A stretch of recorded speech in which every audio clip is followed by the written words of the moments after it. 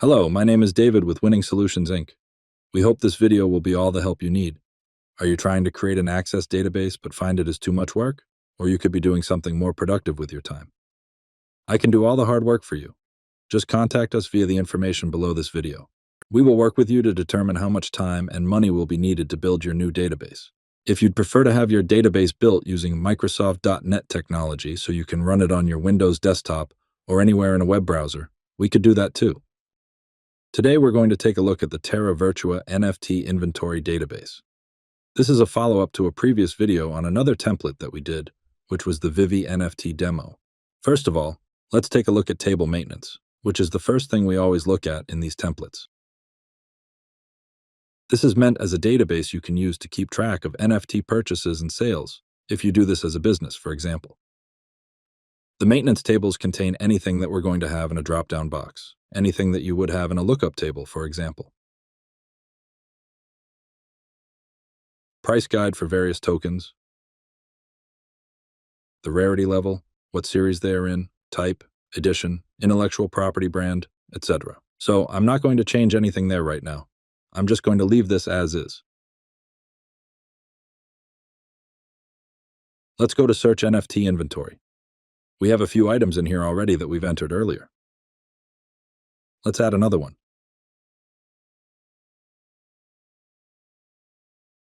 So let's choose the asset, Sensing Evil. I don't think we've entered that one yet.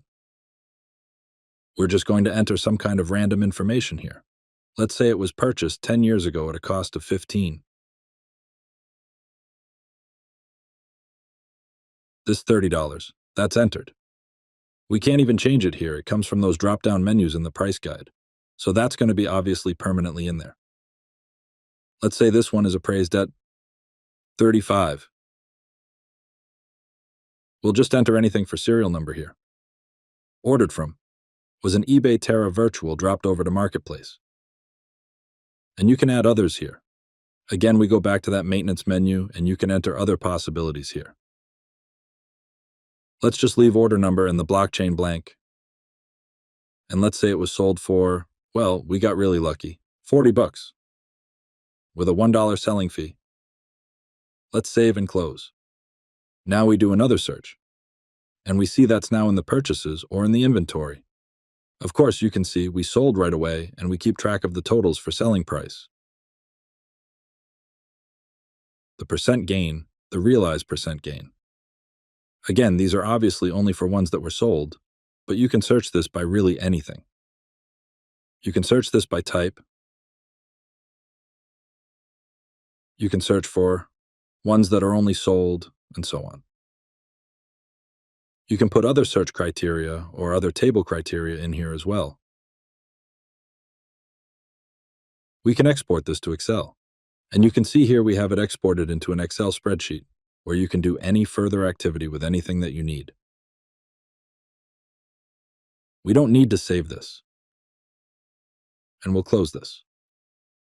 So let's take a look at the price guide. And again, we can add new information here.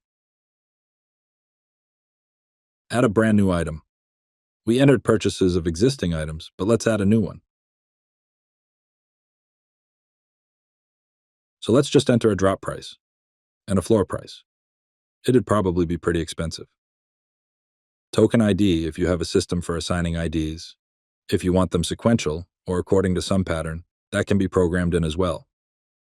This is obviously meant to be rather generic and customizable. Okay, so I'm just going to enter some information here. Series. I don't know if it would fall into any of those series. Again, there's no reason why you're limited to the items in these drop-down boxes. You can add to them.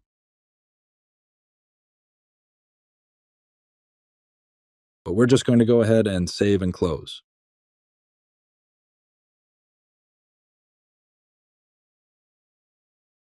And we've already added a few of these. You can see all of these are in our search results. You can click on any one of these and see the inventory as well. So the final thing to show here is the reports. And again, this is fairly straightforward. You can always add reports to this. We can see the inventory that's on hand. You can export any of these to Excel, just like we did the purchases. Inventory value. Again, there's not much in here. We just have that one item we entered. Inventory value in detail. So now we're seeing the items that we entered. Again, by date. We can search by date. Let's search the last 10 years. I don't know why 10 years. Anyway, there we go. You can get the entire price guide. And of course, all these can be exported to Excel, and this can be customized once you have the full version. All of the source code, all of the design is available. You can customize it any way you like, any way you need, add it to a larger application. Really, the sky's the limit for these types of applications. So if you are in the non-fungible token trading business, this should take care of all of your needs. And if it doesn't, it can always be customized until it does. Our contact information is below the video. You can reach out to us and we will work with you to determine how long it will take and how much it will cost to get your database up and going. If the time and cost are acceptable to you, WSI will get to work and make your database vision a reality. Perhaps Microsoft.NET or MS SQL Server would be the better choice for your new database, so it can run not only on your Windows desktop, but anywhere in a web browser. WSI will help you make this determination if you like.